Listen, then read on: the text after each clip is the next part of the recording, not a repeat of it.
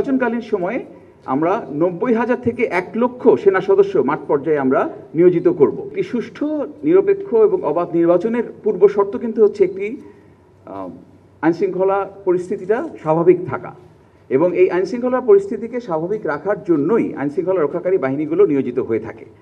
এবং এই আইনশৃঙ্খলা রক্ষাকারী বাহিনীগুলোকে সাহায্যের জন্য বাংলাদেশ সেনাবাহিনী সর্বদাই বদ্ধপরিকর। আমাদেরকে যখনই বাংলাদেশ সেনাবাহিনীকে এই আইনশৃঙ্খলা রক্ষাকারী বাহিনীকে সাহায্যের জন্য নিয়োজিত করা হয়েছে, আমরা আমাদের সর্বাত্মক দিয়ে চেষ্টা করেছি।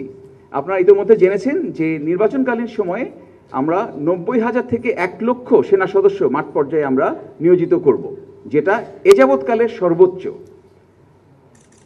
এবং আমাদের পরিকল্পনায় জেলা পর্যায়ে, উপজেলা পর্যায়ে, এমনকি ক্ষেত্রবিশেষে আপনার আসন ভিত্তিক আমরা ক্যাম্প স্থাপন করে যথাসম্ভব এই আইনশৃঙ্খলা পরিস্থিতি নিয়ন্ত্রণে রাখার চেষ্টা করব। আসন্ন জাতীয় নির্বাচনকে একটি সুষ্ঠু এবং সুন্দর নির্বাচন সম্পন্ন করার জন্য বাংলাদেশ সেনাবাহিনী নির্বাচন কমিশনের যা যা সাহায্য প্রয়োজন সবটুকু করার জন্য আমরা সদা প্রস্তুত থাকব।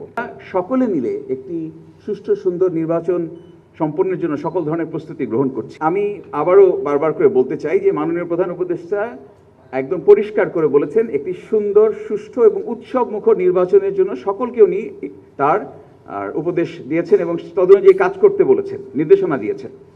নির্বাচন কমিশন একাধিক বৈঠক করছেন, প্রতিনিয়ত তারা দেখছেন আপনারা যে তারা বিভিন্ন সংগঠনের সঙ্গে তারা বৈঠক করছেন, মত বিনিময় করছেন, আইনশৃঙ্খলা রক্ষাকারী বাহিনীর সঙ্গে মত বিনিময় করেছেন, আমাদের সঙ্গে মত বিনিময় করেছেন, এবং তদনুযায়ী কিন্তু আমরা সেনাবাহিনীর পক্ষ থেকেও একটি সুষ্ঠু নির্বাচনের জন্য সকল ধরনের প্রয়োজনীয় যে ব্যবস্থা সেটা আমরা নিচ্ছি।